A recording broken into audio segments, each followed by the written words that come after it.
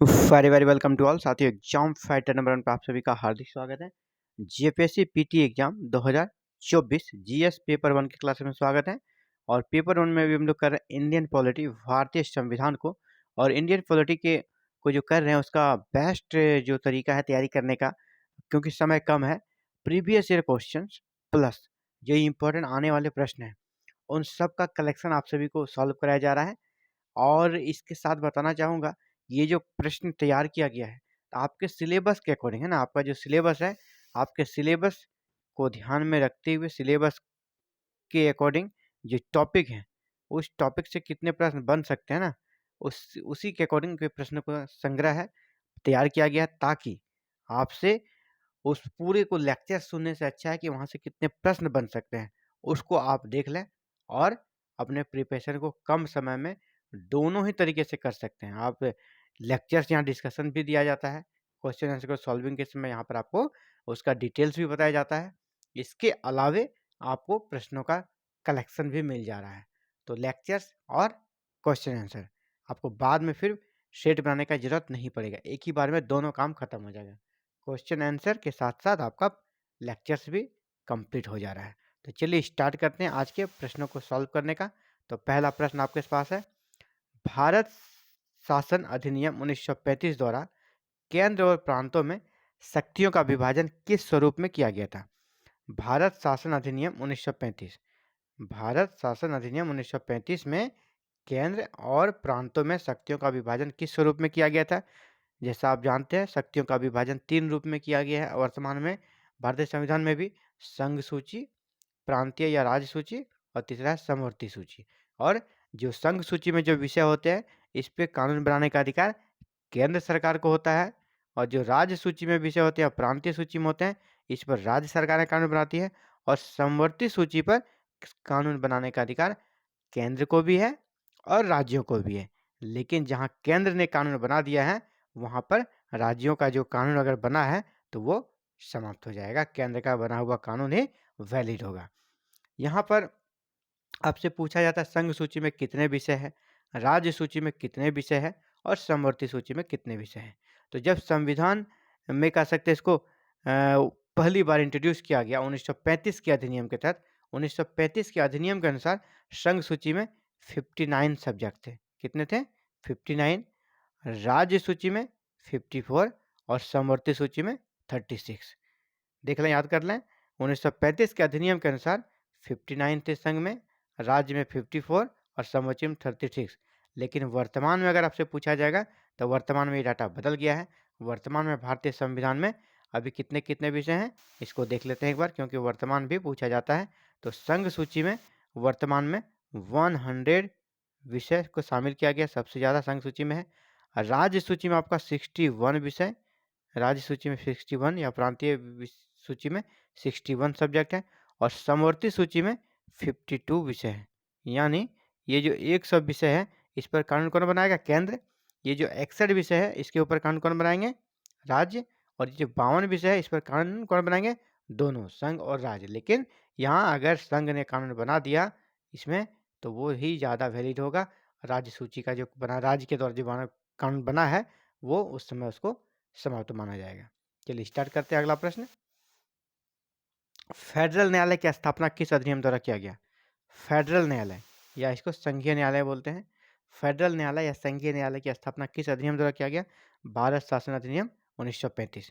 और भारत शासन अधिनियम 1935 का हम जान लें, आज भारतीय संविधान है ना उसका 70% भाग हूबहू यहाँ से लिया गया है, क्योंकि ये बहुत विस्तृत था और सबसे बड़ा कह सकते हैं कि ये संवैधानिक इतिहास जो रहा है भारत का, संविधान का जो निर्माण का प्रक्रिया रहा है, जिस प्रकार ब्रिटेन की संसद कानून बनाती थी भारत पर, तो ये सबसे बड़ा कानून था, लिखित कानून सबसे बड़ा था।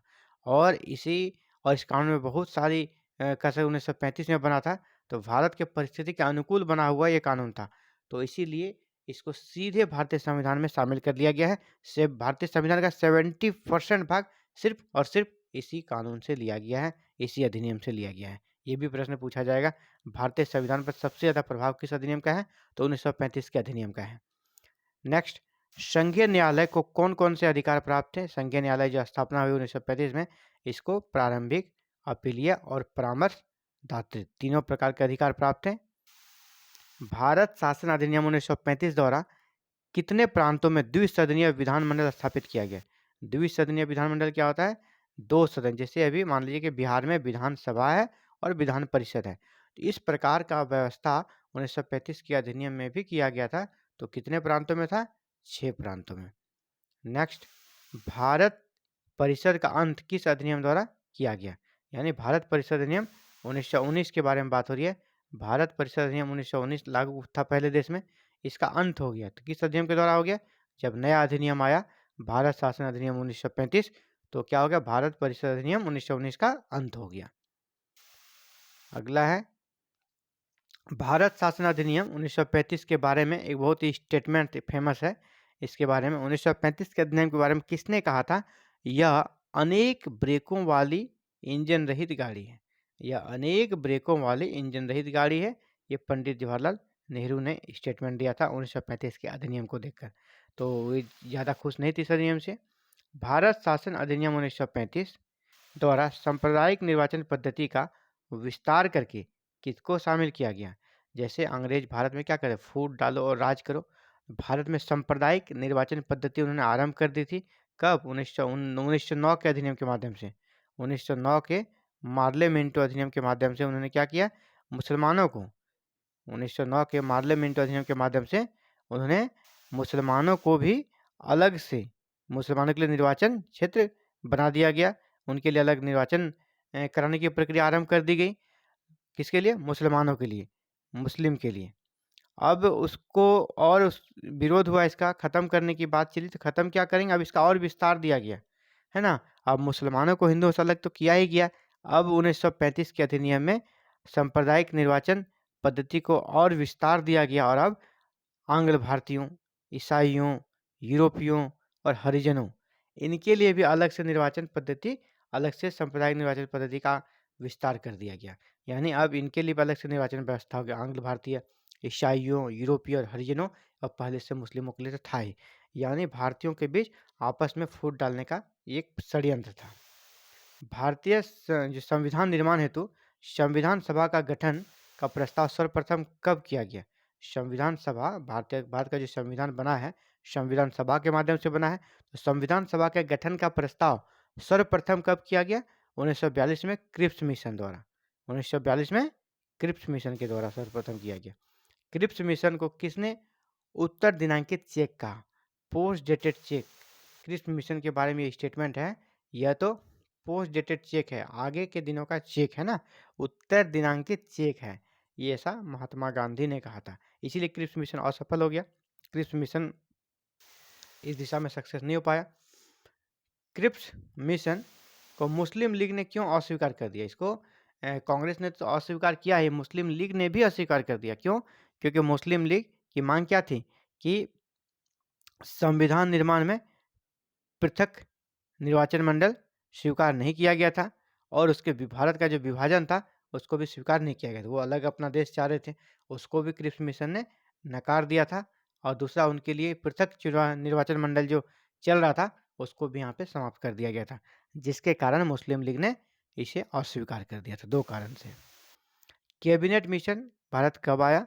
तो कैबिनेट मिशन के माध्यम से भारत का संविधान बना है।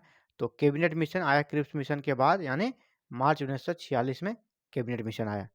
कैबिनेट मिशन के सदस्य कौन थे? तो कैबिनेट मिशन में टोटल 3 सदस्य थे। कैबिनेट मिशन में टोटल 3 सदस्य, ये भी पूछा जाएगा। और इसी के माध्यम से भारतीय संविधान सभा का गठन हुआ है, कैबिनेट मिशन से। और इसमें 3 मेंबर कौन कौन थे? पैंथिक लॉरेंस, स्टेफोर्ड क्रिप्स और एवी अलेक्जेंडर। इसके अध्यक्ष कौन थे? अध्यक्ष थे पैथिक लॉरेंस। पैथिक लॉरेंस इसके अध्यक्ष थे, चेयरमैन थे। इसकी अध्यक्षता में ही ये मिशन आया हुआ था। पैंथिक लॉरेंस थे कौन? भारत के सचिव थे उस दौर में। स्टेफोर्ड क्रिप्स कौन थे? व्यापार बोर्ड के अध्यक्ष थे। और एवी अलेक्जेंडर नौसेना के प्रमुख थे। तीनों का पद भी कभी कभी पूछ दिया जाता है ना। तो जो सबसे पहले कैबिनेट मिशन किसकी अध्यक्षता में आया? तो पैंथिक लॉरेंस की अध्यक्षता में आया। पैंथिक लॉरेंस क्या थे? तो भारत सचिव थे। स्टेफोर्ड क्रिप्स इसके मेंबर थे और एबी अलेक्जेंडर मेंबर थे। स्टेफोर्ड क्रिप्स क्या थे? व्यापार बोर्ड के अध्यक्ष थे। और एबी अलेक्जेंडर नौसेना प्रमुख थे। नेक्स्ट, संविधान सभा में लगभग कितनी जनसंख्या पर एक सदस्य नियुक्त करने का प्रावधान था? संविधान सभा में कितनी जनसंख्या पर एक सदस्य नियुक्त करने का प्रावधान था? तो 10 लाख। 10 लाख की जनसंख्या पर संविधान सभा के एक मेंबर चुने जाएंगे, ऐसा प्रावधान था। 10 लाख की जनसंख्या पर कितने मेंबर? एक मेंबर। 10 लाख की जनसंख्या पर एक मेंबर चुने जाएंगे। और ये चुनेंगे कौन? जो यहाँ के कैसे प्रांतीय विधानसभा के जो चुने हुए लोग थे वो करते। तो संविधान सभा का निर्वाचन किस पद्धति से किया गया, अब इसी के बारे में बात करेंगे। निर्वाचन किस पद्धति से किया गया? जैसा मैंने कहा कि 10 लाख पर एक मेंबर चुनना था, तो ये मेंबर चुनेंगे कौन? जो प्रांतीय विधानसभाएं के चुनाव हुए थे वहाँ पे जो चुने हुए सदस्य थे, प्रांतीय विधानसभा के चुने हुए सदस्य, इसी के माध्यम से चुना जाना था। और जब जनता भाग नहीं लेती है प्रांतीय विधानसभा के सदस्य के माध्यम से किसी चीज़ का चुनाव, उसको क्या बोलते हैं? अप्रत्यक्ष चुनाव। जैसे अभी मान लीजिए राष्ट्रपति का चुनाव है, कैसा होता है? अप्रत्यक्ष होता है। यहाँ पर विधायक भाग लेते हैं ना, एमपीज भाग लेते हैं, तो ये जनता खुद भाग नहीं लेती, यानी चुनाव कैसा हो गया? अप्रत्यक्ष। इसी प्रकार संविधान सभा का जो चुनाव हुआ वो अप्रत्यक्ष हुआ, यहाँ पर जनता ने वोट नहीं किया, यहाँ पर चुने हुए प्रतिनिधियों ने वोट किया, यानी प्रांतीय विधानसभा के सदस्यों। इसको अगर सीधा सीधा बोला जाएगा तो विधायकों ने, है ना, अलग अलग प्रांतों में जो विधानसभा चुनाव हुए थे वहाँ पे जो चुने हुए लोग थे, जो विधायक थे, उनके द्वारा ही अपने अपने क्षेत्र से प्रतिनिधि को भेजा गया। आप इसको सिंपल समझें, अभी जो राज्यसभा सदस्यों का चुनाव होता है, जिस प्रकार राज्यसभा सदस्यों का चुनाव उस राज्य की कह सकते हैं विधानसभा के चुने हुए लोग करते हैं, विधायक करते हैं और भेजते हैं उसे राज्यसभा में। इसी प्रकार वहाँ के जो प्रांतीय विधानसभा के चुने हुए सदस्य थे, जो विधायकगण थे, उन्होंने चुना और इसे कहाँ भेजा? संविधान सभा में भेजा। संविधान सभा में तो किस प्रकार चुनाव हो गया? अप्रत्यक्ष, क्योंकि जनता ने भाग नहीं लिया था। और किसने भेजा? प्रांतीय विधानसभा के सदस्यों के द्वारा। और प्रत्येक 10 लाख की जनसंख्या पर एक सदस्य भेजने का कोटा था। संविधान सभा के सदस्यों के निर्वाचन हेतु मान्यता प्राप्त समुदाय कौन कौन से थे? अलग अलग जो समुदाय में बांटा गया है ना सबके लिए, तो वो कौन कौन से समुदाय में बांटा गया था? सामान्य, पहले जनरल था, मुस्लिम और सिख, बस 3 ही कैटेगरी में बांटा गया था। संविधान सभा के कुल सदस्यों की संख्या कितनी निश्चित की गई है? संविधान सभा जो बना तो आरंभ में इसके सदस्यों की संख्या कितनी निश्चित की गई? 389। हालांकि जब मुस्लिम लीग अलग हो गया और विभाजन निश्चित हो गया तो फिर यहाँ पर लास्ट में मुस्लिमों का सकते पाकिस्तान से संबंधित जो भी मेंबर थे उनको हटाया गया और इसमें सदस्यों की संख्या कम हो गई और वो लास्ट में जाके 324 हो गई, सदस्यों की संख्या कम हो गई। लेकिन यहाँ पर आपसे पूछा गया संविधान सभा में कुल सदस्यों की संख्या कितनी है ना, विभाजन के बाद नहीं पूछा जाए, विभाजन के बाद पूछेगा 324 होगा, यहाँ कुल पूछा जाए 389 हो जाएगा। ऐसी कौन सी रियासत थी जिसके प्रतिनिधि संविधान सभा में सम्मिलित नहीं हुए? कौन सी रियासत थी जिसके प्रतिनिधि संविधान सभा में सम्मिलित नहीं हुए? तो वो था हैदराबाद। हैदराबाद ने संविधान सभा में शामिल नहीं हुआ। प्रांतों को कितने समूह में बांटा गया था? प्रांतों को भी अलग अलग कैटेगरी में बांटा गया था, तो 3 समूह में प्रांतों को बांटा गया था। टोटल 3 समूह था। इस जो पहला समूह था उसमें था कौन? हिंदू बहुमत वाले प्रांत। इसकी संख्या कितनी थी? 6 हिंदू बहुमत वाले प्रांत थे। और जो दूसरा समूह था वो था मुस्लिम बहुमत वाले प्रांत। और तीसरा समूह था असम और बंगाल, यहाँ भी मुस्लिम बाहुल ही क्षेत्र था। तो 3 कैटेगरी था प्रांतों के, पहला हिंदू बहुमत वाले, दूसरा मुस्लिम बहुमत वाले और तीसरे में असम और बंगाल को रखा गया था। अंतरिम सरकार का गठन किस योजना के तहत किया गया? तो संविधान सभा का जब गठन हुआ तो उसके बाद अंतरिम सरकार का भी गठन हो गया। अंतरिम सरकार का गठन कैबिनेट मिशन योजना के तहत ही हुआ था। अंतरिम सरकार का गठन कब किया गया था? अंतरिम सरकार का गठन कब किया गया? 2 सितंबर 1946 को। 2 सितंबर 1946 को। और यही अंतरिम सरकार भारत के आज़ादी तक यानी 15 अगस्त 1947 जब देश आज़ाद हुआ तो ये अंतरिम सरकार ही तब तक सारे कार्यों को देख रही थी। और देखा जाए तो यही फिर सरकार चली जब भारतीय संविधान लागू हो गया और फिर देश में चुनाव हुए। उसके पहले तक यही अंतरिम सरकार ने देश के लिए कार्य किया। कह सकते हैं कि इन्होंने 5 साल लगभग कार्य किया। और कह सकते हैं कि इसमें अलग अलग मंत्रालय किसको मिला था, इससे भी प्रश्न आपसे आते हैं। उसके बारे में भी एक टेबल के माध्यम से उसको आप सभी के बीच शेयर करूंगा और आप वहां से ज़रूर देखें कि इस पद पर कौन से व्यक्ति थे, कौन से हमारे नेता थे, क्योंकि उससे भी प्रश्न आते हैं। नेक्स्ट, मुस्लिम लीग जो अंतरिम सरकार बनी थी, जैसे पहले हम लोग ने देखा अभी 2 सितंबर 1946 को, तो अंतरिम सरकार में मुस्लिम लीग पहले शामिल नहीं थी, लेकिन बाद में इनको लगा कि कहीं गलत डिसीजन तो नहीं ली फिर पछताना ना पड़े, तो मुस्लिम लीग सरकार में फिर शामिल हुई। तो मुस्लिम लीग कब सरकार में शामिल हुई? तो 26 अक्टूबर 1946 को। 2 सितंबर को बना था ना मुस्लिम, ये जो हमारा सरकार बनी थी अंतरिम सरकार, 2 सितंबर 1946 को बनी थी। उस समय शामिल नहीं हुई, ये कब हुई? 26 अक्टूबर को शामिल हुई। देख लिया कि कोई उपाय नहीं है, तंत्र से शामिल होना पड़ा। अंतरिम सरकार में उपाध्यक्ष कौन थे? उपाध्यक्ष बोले तो उस समय सबसे हेड, जिसको आप प्रधानमंत्री बोल सकते हैं, अंतरिम सरकार के प्रधानमंत्री, लेकिन उसमें प्रधानमंत्री का कॉन्सेप्ट नहीं था, उपाध्यक्ष का पद था। अंतरिम सरकार में उपाध्यक्ष कौन थे? तो जवाहरलाल नेहरू, सबसे हेड। अंतिम सरकार में गृह मंत्री कौन थे? सरदार वल्लभ पटेल। भारतीय संविधान भारतीयों की इच्छा अनुसार ही होगा, किसका कथन है? भारतीय संविधान भारतीयों की इच्छा अनुसार ही होगा, यह कथन किसका है? महात्मा गांधी का है। नेक्स्ट, सर्वप्रथम औपचारिक रूप से संविधान सभा के विचार का प्रतिपादन किसने किया? सर्वप्रथम औपचारिक रूप से संविधान सभा के विचार का प्रतिपादन किसने किया? एम.एन. राय ने। सर्वप्रथम, सबसे पहली बार इन्होंने संविधान सभा का विचार दिया है ना, कैसा सोचा, इसका प्रतिपादन किया, और कह सकते हैं कि सपना दिखाया कि एक संविधान सभा होगा, उसी के माध्यम से संविधान का निर्माण होगा।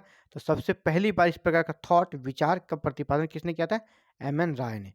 तो ये था साथियों आप सभी के लिए इम्पोर्टेंट प्रीवियस ईयर क्वेश्चन, कम important, very very important question जो कि आपके एग्जाम में आ सकते हैं। और ये सारे प्रश्न जो है सिलेबस के अकॉर्डिंग तैयार किया गया है। आपके सिलेबस में जो यूनिट दिया गया है, उस यूनिट में जितने प्रश्न बन सकते हैं और जितने प्रीवियस आए हैं, उसका ये कलेक्शन है।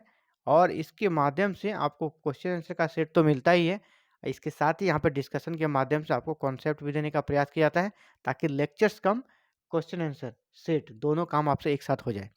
तो इसीलिए क्लासेस लगातार चल रही है। आप भी चाहते हैं जेपीएससी पीटी एग्जाम 2024 में पूरी तरह सफल होना, तो आप हमारे साथ जुड़कर प्रिपरेशन कर सकते हैं। और GS paper 1 and paper 2, JPSC PT के लिए जीएस पेपर 1 एंड पेपर 2 की कंप्लीट तैयारी हमारे पास मिल जाएगी आपको। और इसके लिए क्या करना, बस चैनल को सब्सक्राइब करके बेल आइकन को प्रेस करके ऑल बटन को क्लिक कर लें, क्योंकि एवरी मॉर्निंग 7 AM को आपको पेपर 1 की क्लासेस और 8 AM को आपको पेपर 2 की क्लासेस यहाँ पर मिल जाती है। और इसके माध्यम से आप एवरी मॉर्निंग क्लासेस कर सकते हैं और अपने प्रिपरेशन को शानदार कर सकते हैं और जेपीएससी पीटी में शानदार स्कोर करके सफल हो सकते हैं। Thank you very very much for watching this video and connecting the exam fighter number 1।